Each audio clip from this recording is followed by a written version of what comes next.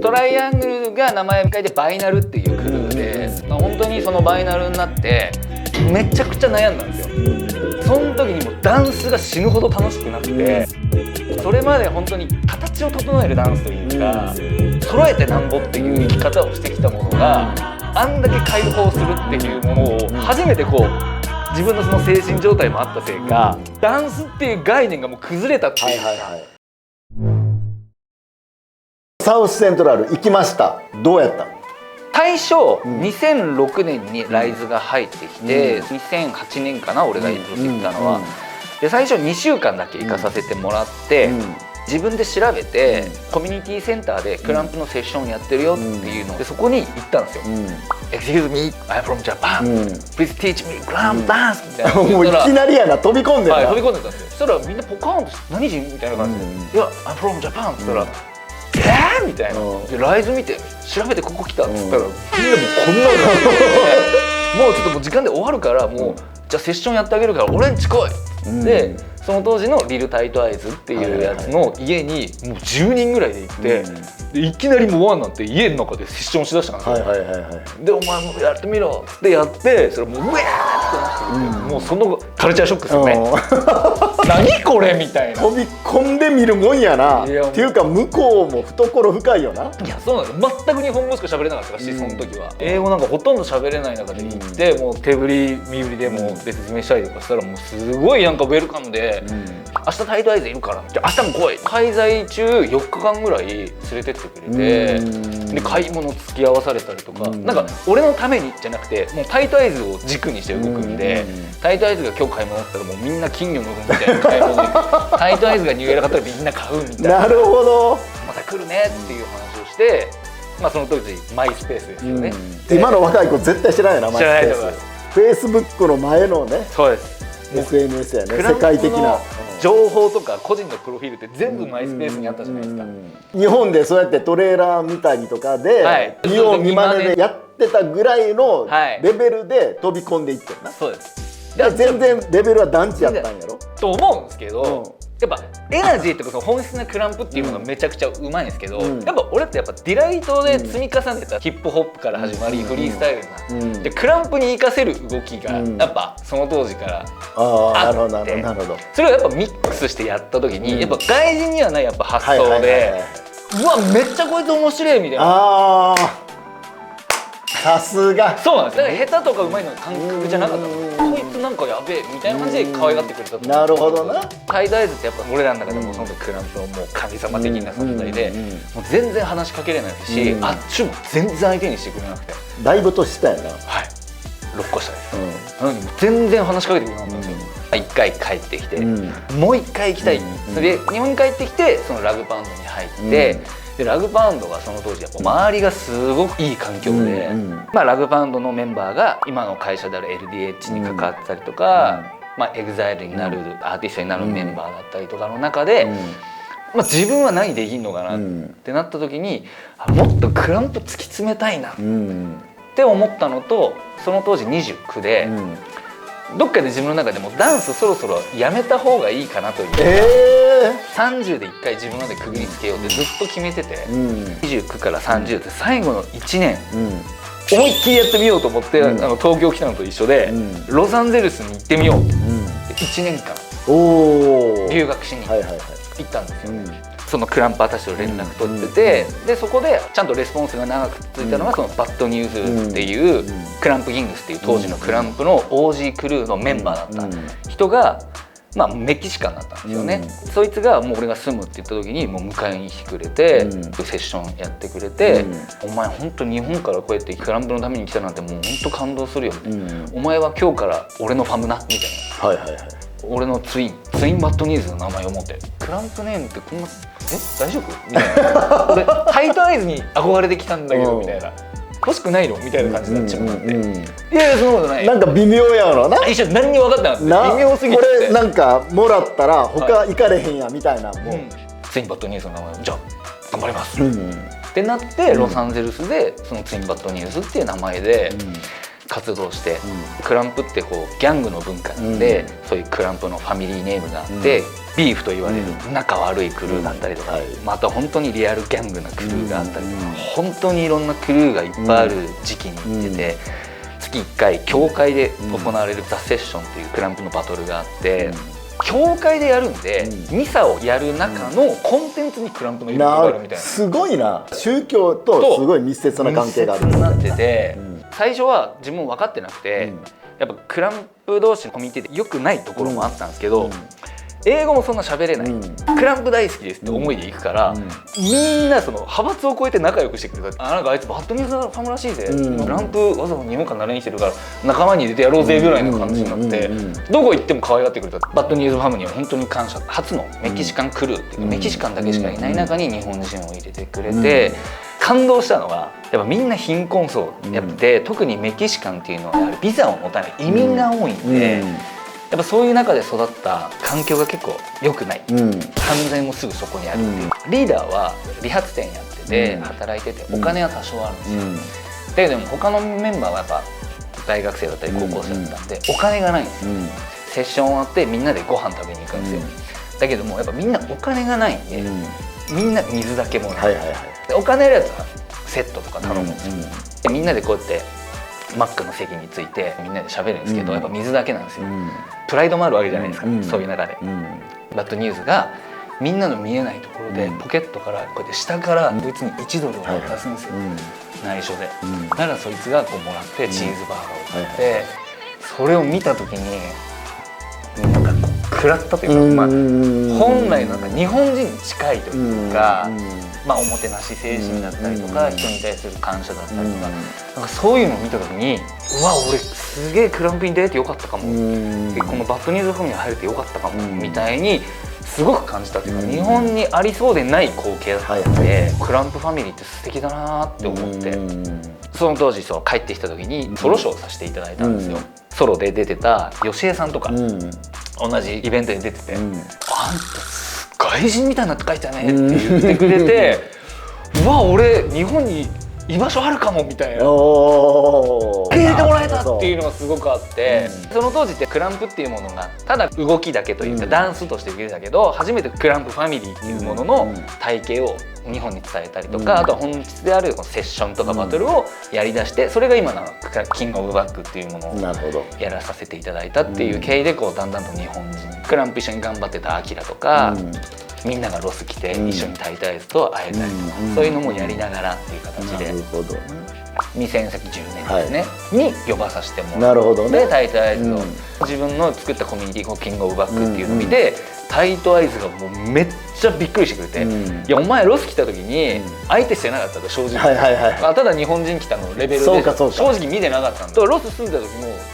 3,4 回しか会えてないんですよ、1年間にいて。それぐらいもうレアなもうキャラだったんですよ。キングオブバックやった時に、お前こんな影響力あるの？だってあの時すごい集まってて、それでタイトアイズがもう感銘受けて、こうやってクランプのことを愛してくれて、もうそういう宗教とかうんぬんじゃなくて、クランプに対するリスペクトと愛、お前は俺のファミリー入れたいって言ってくれて。なるほど。でも俺ツインバッドニュースそうやんなで当時ビールだったんですよ、タイトアイズバッドニュースが。タイトアイズのクルーのストリートキングダムっていうクルーにお前入れるから、ジャパンをあげる。自分はもうやっぱタイトアイズを目指してずっとやってきた身分だし、もう嬉しい。待ってくれ、自分のビッグバッドニュースだから一回それは話さないと多分大変なことになっちゃうから連絡したら、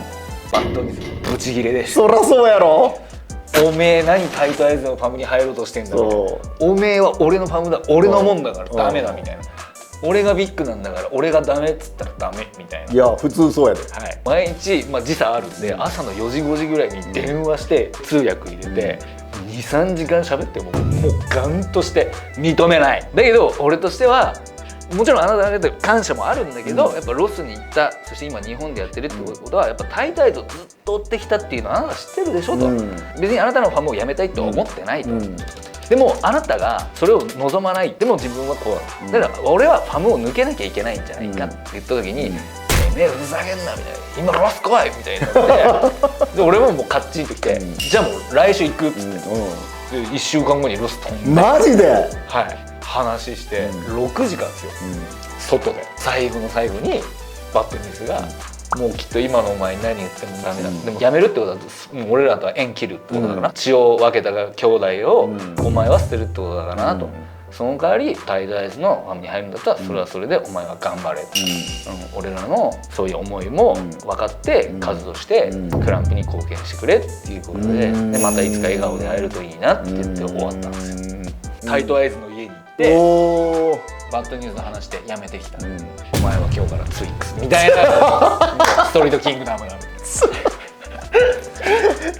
とやっぱ感謝してて、何回あるためにでも俺報告はしたりとかして。ああそうなん、今もちゃんと付き合いあんの？今はめっちゃ仲いい。ああよかった。はい、呼ぶろから始まる。まあでもちゃんとそうやって腹割って話した、そうですね。勝手にもうやめてタイトアイズのとこ入ってたら、それはもうひどいことになってるけど、ちゃんと日本人らしくやれたかなとは思ってないですよね。日本人やったから逆にできたんかもわからん。俺も思うんですよね。やっぱこれ外人だったらもう本当にフルボッコにされているなり役なりされてた可能性もなきにしもあらず。いい経験してるな。タイトアイズがそのツイックスっていう名前を俺にくれた、クランプのビッグネームとしてお前はツイックス、自分見つける旅でしたね。最終的に見つかってよかったなっていうか、はい、本当に自分たちがツイックスファムとしてティライト出たりとかいい結果出しながらアーティストとして佐野レオだったりガンちゃんだったりとかがこうやることによってこうクランプっていうのは本当に一気に広まってやっぱやりたいっていう人方がすごく増えて、キングオブバックの10っていうイベントでは世界の10カ所で予選やれて、日本に外人が300人出に来てお客さん1000人来たっていうビッグイベントができたんですよ。でそれが12月にあって、その次の月にはコロナだった。そうなんや。そっから3年間本当に大変でしたね。もがいてる時にリーグっていうのが発足して、まあフルキャストレイザーズっていうチームの監督だからこう落ちずに自分たちモチベーションがこう次のフェーズにはいけてたんで、ちゃんとステップアップはできてたんでよかったんですけど。はい、将来の夢目標は日本のクランプ人口をめちゃめちゃ増やせるような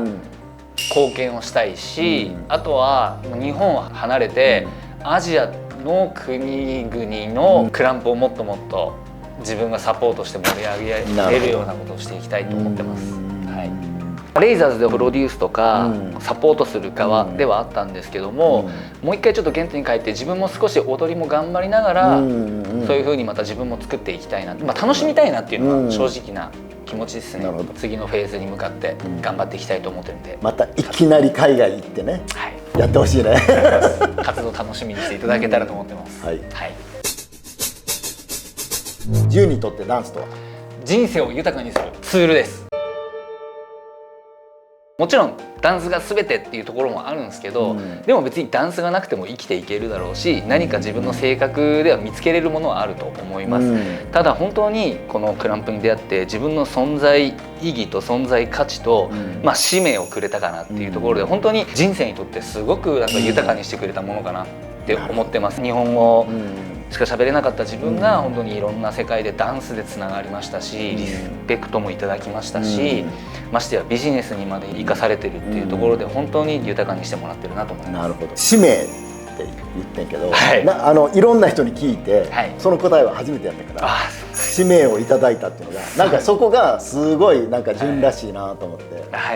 ダンスっていう枠さえ超えてる自分の人生観にはなってるので、本当にそれを伝えていきたいし、でも自分も学ぶこともたくさんあるしっていう、まだまだ知らないこともやっていきたいですし、知らないところに行ってクランプを使って楽しめたらなと思ってます。なるほどね。はい、今日はありがとう。ありがとうございます。めちゃくちゃいい時間でした。いい時間やったね。予想通り暑かった。予想通り暑かったけど、予想以上に深かった。周りのそうやって言っていただいて本当に段ボール2つで東京にしかも家借りんと友達の家に転がったりとか、行きたいから LA にバンと行ったとか、情熱的でもう直感的に動いて、それが今やここにね結びついてる。その情熱がないと動いていかない。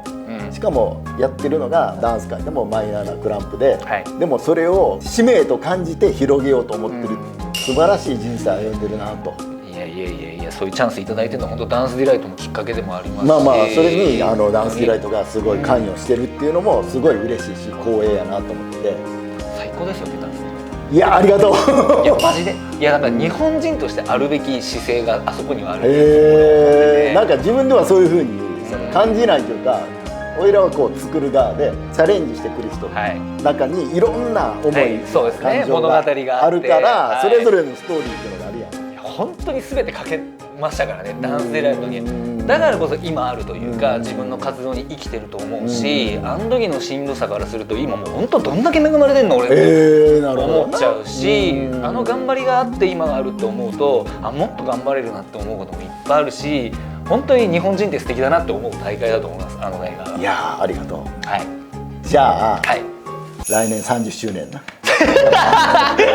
優勝してないかシード権あるし一応。じゃあ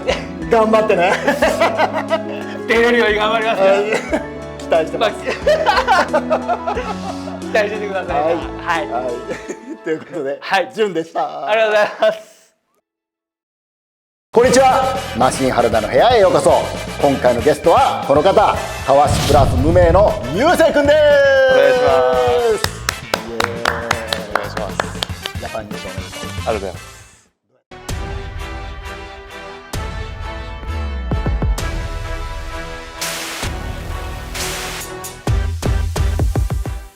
高評価、チャンネル登録よろしくお願いします。12月3日、キングオブバック14チャンピオンを決める大会がありますので、そちらも概要の方載りますのでよろしくお願いします。よろしくお願いします。